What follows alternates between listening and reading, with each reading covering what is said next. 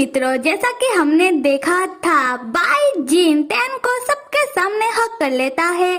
तैन गुस्से में तब बैठकर बाईजीन से कहने लगता है कि छोड़ो मुझे।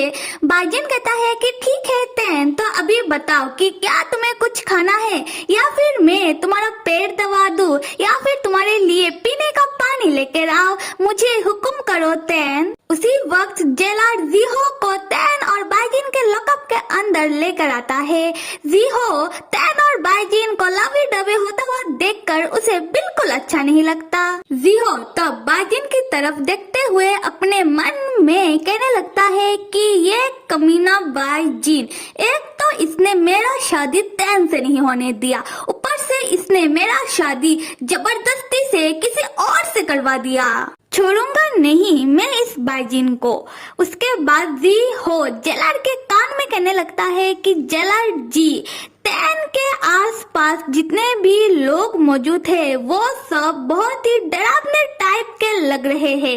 ऐसा ना हो कि वो लोग कोई मुसीबत खड़ी कर दे, तो आप उन लोगों को कहीं और लेकर जाइए। जेलर कुछ सोचने के बाद कहता है कि जी हो, मैं तुम्हारे कहने पर तो तुम्हें तैन के पास लेकर आ गया हूँ, और हाँ तुमने बात तो सही कहा है, देखता हूँ कि मैं क्या कर सकता हूँ। मैं उन लोगों को कहीं और शिफ्ट कर दूंगा। कुछ देर बाद जी हो तैन के पास आकर अपना हाथ तैन के कंधों में रखकर तैन को टाइटली पकड़ के कहने लगता है कि तैन, मैंने सुना है तुम लोग जिस मेले में थे वहाँ के हॉन्टेड हाउस में धमाका होने के कारण तुम लोगों को यहाँ लाया गया है।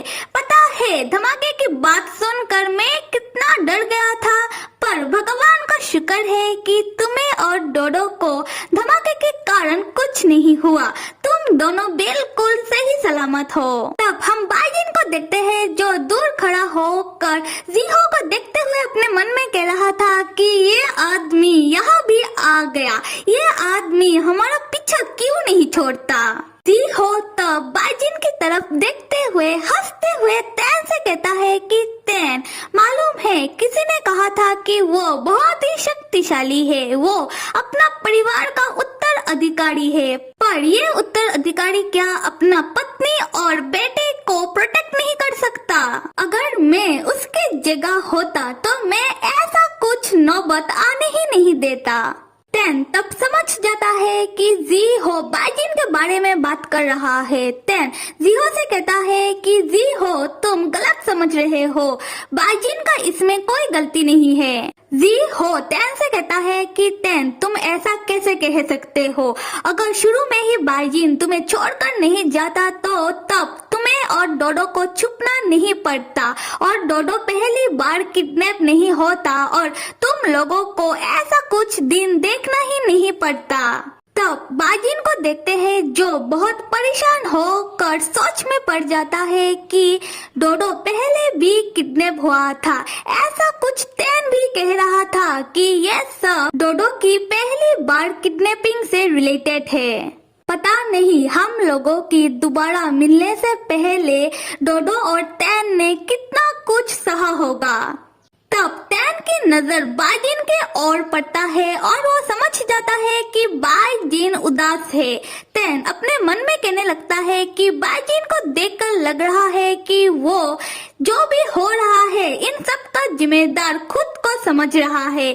मुझे उसके पास जाकर उसे समझाना चाहिए, क्योंकि अगर वो ऐसे ही उदास रहा तो रिंग हमारा पॉइंट्स कम कर देगी। तैन तब दौड़कर बाईजीन के पास जाकर बाईजीन का हाथ पकड़ के उसे प्यार से कहने लगता है कि बाईजीन सब कुछ ठीक है। सुनो, डोडो के साथ जो भी हो रहा है उन सबका जिम्मेदार तुम खुद को मत समझो, क्योंकि इसमें तुम्हारा कोई गलती नहीं है। बाईजीन तैन को देखते हुए अपने मन में सोचने लगता है कि क्या तैन मुझे अच्छा महसूस करवाने की कोशिश कर रहा है। फिर बाईजीन तैन को टाइटली हक्कर के कहने लगता है कि तैन, तुम मुझे माफ कर दो, अभी से मैं तुम्हें और डोडो को कभी भी अकेला छोड़ के कहीं नहीं जाऊंगा। तैन तैन सोचने लगता है कि क्या कहीं नहीं जाओगे, मैं ये सब इसीलिए ही कर रहा हूँ कि तुम जाओ, मतलब तुम मुझे कल्टीवेशन कमेटी के एक साथ रहो वाला एग्रीमेंट से बाहर निकालो और मैं दोबारा सिंगल होकर डिमॉन किंग इलेक्शन लड़ सकूं। यहाँ से होता है सीन शिफ्ट। दिखाया जा रहा है तैन, बाइजिन और डोडो का घर, जहाँ अंकल फैन डोडो को लेकर आए हैं। डोडो अभी भी सो रहा है। अंकल फैन डोडो को देखकर अपने मन में सोचने लगे, अगर हम उस समय एक हो पाते तो आज हमारा भी डोडो की तरह एक प्यारा सा बेबी होता। उसी वक्त डोडो उठ जाता है और कहने लगता है कि दादा मुझे भूख लगा है। अंकल फैन तब डोडो से पूछते हैं कि क्या तुम उठ गए। डोडो अंकल फैन से पूछता है कि आप कौन। फिर वो दोनों एक दूसरे को कुछ देर देखने के बाद अंकल फैन डोडो से कहते हैं कि डोडो मैं तुम्हारा पापा का सेकंड अंकल हूँ और तुम्हारा ग्रैंड अंकल। असल में तुम्हारे पापा और दादा एक जरूरी काम से किधर गए हैं, वो लोग जल्दी ही आ जाएंगे। उन्होंने ही मुझे कहा कि मैं तुम्हें पहले घर लेकर चला आऊं और तुम्हारा ध्यान रखूं। डोडो कहता है कि मैं आपके बात पर क्यों यकीन करूं, मेरे डैडा और पापा मुझे कहते हैं कि मैं किसी भी अजनबी के ऊपर यकीन ना करूं। अंकल फैन डोडो को समझाते हुए कहते हैं कि डोडो तुम्हारे पापा और डैडा ने तुम्हें एकदम सही बात सिखाया है, पर तुम मेरी तरफ देखो, क्या तुम्हारे पापा का शक्ल मुझसे नहीं मिलता? हम एक ही परिवार के हैं। डोडो तब अंकल फैन की ओर देखकर सोचने लगता है कि हाँ बात तो सही है, मेरे पापा का शक्ल इनसे तो मिलता है, मतलब ये मेरे ग्रैंड अंकल है। मानना पड़ेगा मेरे ग्रैंड अंकल मेरे पापा से भी ज्यादा हैंडसम है। मैं भी बड़ा होकर उन जैसा ही हैंडसम बनूंगा। उसके बाद डोडो एक बड़ी सी स्माइल देते हुए अंकल फैन से कहता है कि हेलो ग्रैंड अंकल, मैं डोडो इस साल मैं 4 साल का होने वाला हूँ। अंकल फैन डोडो की क्यूटनेस देखकर सोचने लगते हैं कि हाय मेरे घर का चिराग कितना क्यूट है। फिर अंकल फैन डोडो से कहते हैं कि डोडो चलो मैं तुम्हें खाना खिलाने के लिए लेकर चलता हूँ। डोडो अंकल फैन के साथ चलने लगता है। अंकल फैन डोडो को देखते हुए अपने मन में कहने लगते हैं कि ऐसे तो मैं ज्यादा बात नहीं करता, मेरा नेचर थोड़ा कोल्ड है, क्या मैं डोडो को देखकर स्माइल करूँ? उसके बाद अंकल फैन डोडो से पूछते हैं कि डोडो बेटा एक बात तो बताओ कि तुम वहाँ बेहोश कैसे हो गए थे, क्या तुमने कुछ गलत शलत खा लिया था? डोडो कहता है कि नहीं तो, पर अचानक से मेरे पेट में दर्द शुरू होने लगा और मैं बेहोश हो गया। पर उससे पहले मुझसे एक आदमी मिलने आया था जो दिखने में बिल्कुल मेरे ग्रैंड मास्टर जैसा था। उन्होंने मुझे मेरा फेवरेट स्नैक्स खाने के लिए दिया तो था, पर मैं वो स्नैक्स खा नहीं पाया, तो मुझे नहीं मालूम कि मैं कैसे बेहोश हो गया था। अंकल फैन सोचने लगते हैं कि तो मैंने सही पकड़ा है, होंग इधर ही किधर है। मुझे पता है होंग तुम मुझे देखना नहीं चाहते हो, पर मैं तुमसे मिलना चाहता हूँ। मैं यहाँ ही तुम्हारा इंतजार करूँगा जब तक कि तुम फिर से इस बच्चे से मिलने के लिए नहीं आ जाते। दूसरे सीन में हम बाइजिन को देखते हैं जो अभी भी तैन को अपने गले से लगाया हुआ है और जी हो परेशान होकर उन दोनों को देखे जा रहा था।